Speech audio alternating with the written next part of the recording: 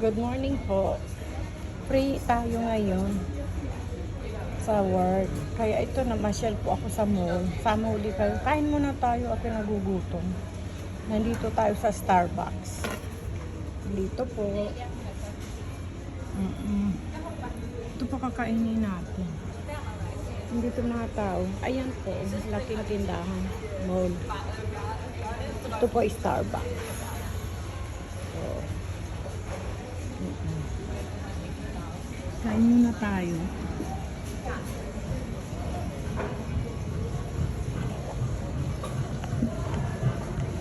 Yan. Nakikita niyo mga tao dyan na dumadaan.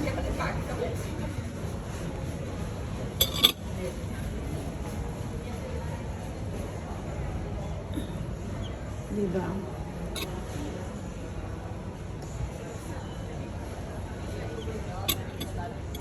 Yan po mga tao dyan. Ako'y nagugutom.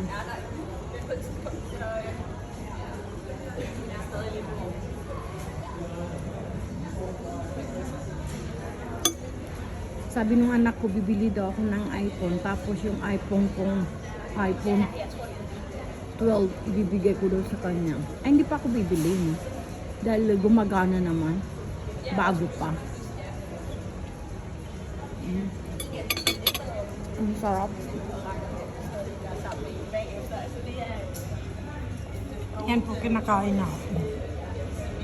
Kain po tayo.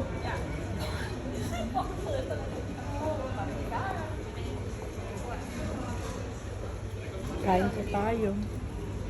Ako may lipstick. Tingnan mo.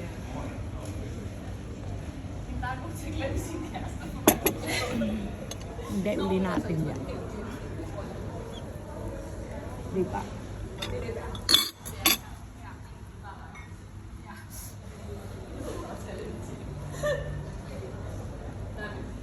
Ang sarap.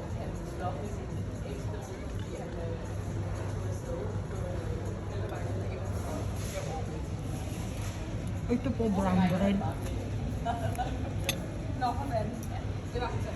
Pero masarap po ito.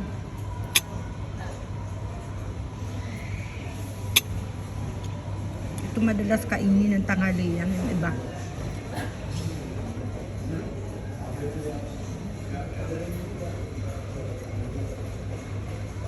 Pero sanay ka rin kumain yan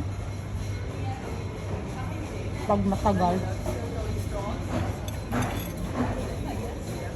Ininit ko nung nagtitinda. May cheese at saka ayun po. Pero masarap.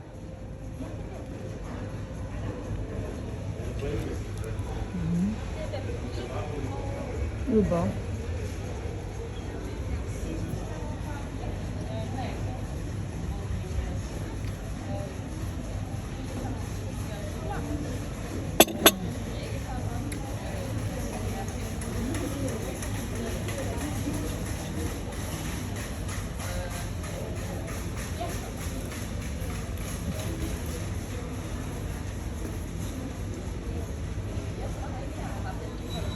Ang dalawa nag-usap.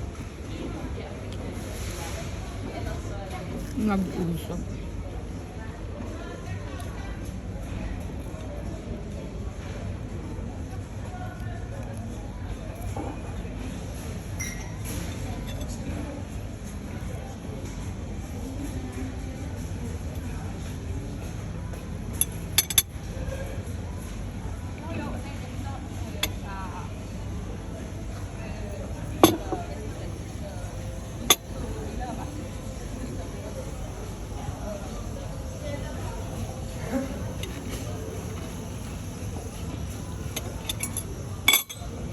Apiin po natin.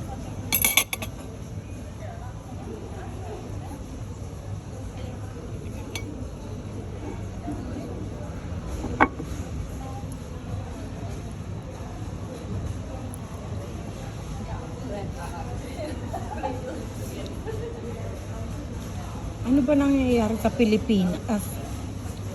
Ikwento naman ninyo sa akin.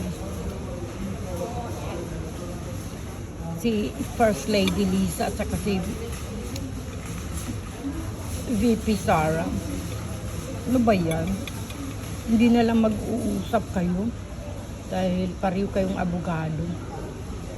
Huwag na po magalit sa isa't isa. Kain muna tayo.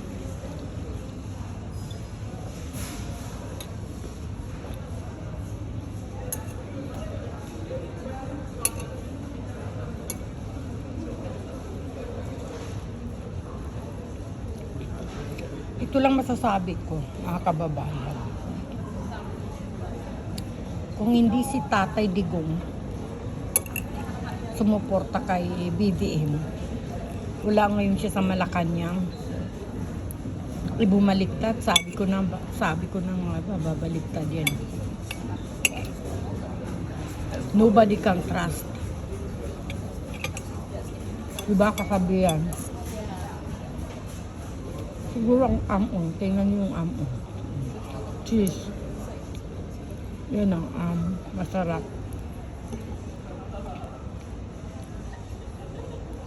Hindi dapat kayong mga politician, dapat hindi kayo nag-away-away dahil puro tayo Pilipino.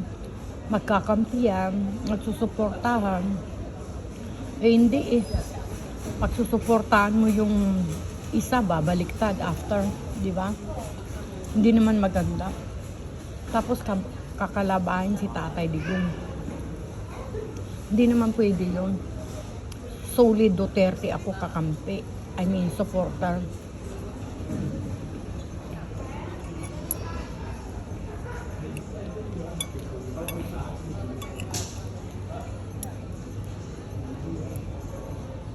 Cheese. Si Lisa eh, nung sumakay ng eroplano niya papuntang Vietnam, inisnab si Vipa Sara. Eh kung abogado ka talaga, hindi ganyan ang workout ng pagka-abogado. Kailangan professional ang tawag doon. Kahit galit ka sa tao, gagamitin ang pagka-professional. Diba?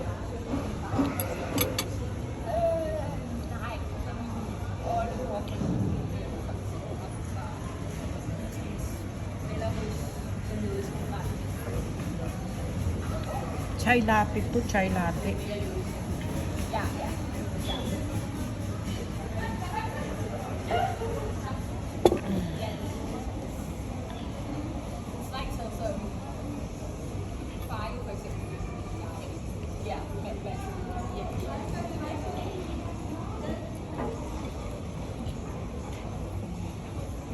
Bumili pa ako ng manok na luto na, grill.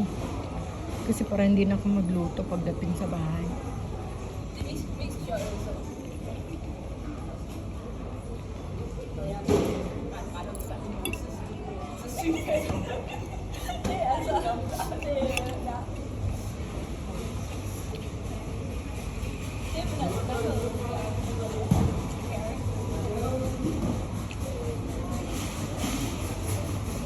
Rucola po ito, rucola.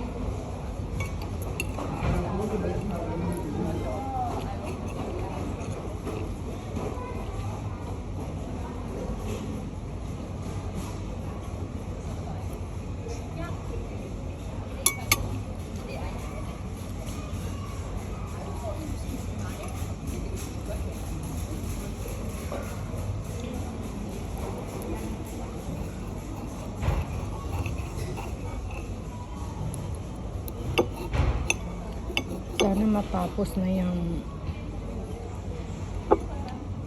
salitan sa Pilipinas. Kung sa totoo lang, the vice president si Tatay Digong, napagawa lahat ang airport. Si BBM wala, di ba?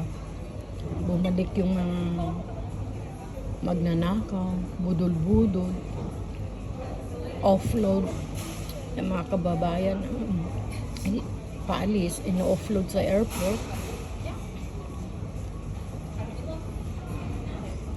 Paano naman tayo asinso ng ganyan? Kawawa naman yung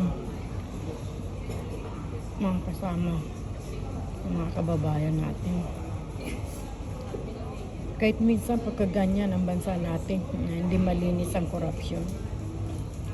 Kahit sinong presidente, walang asinso. Ang magpapaano lang dyan, Duterte. Magpapalinis niyan si Duterte, si Tatay Digong.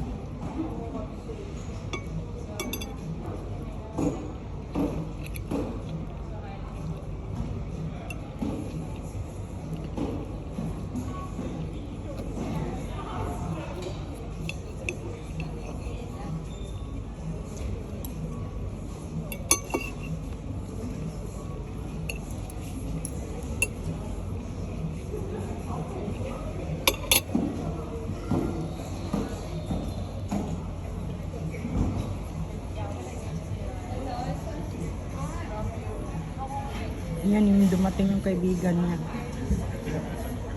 Yan magkaibigan.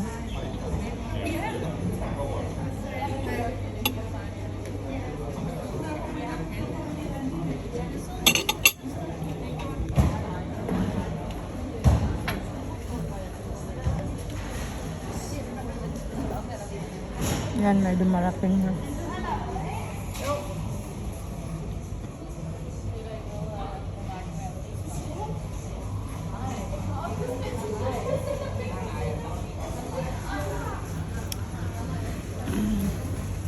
Inom pa tayo.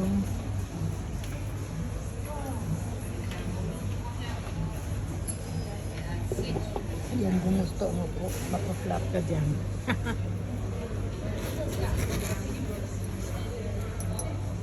Yung lipstick ko pa, oh.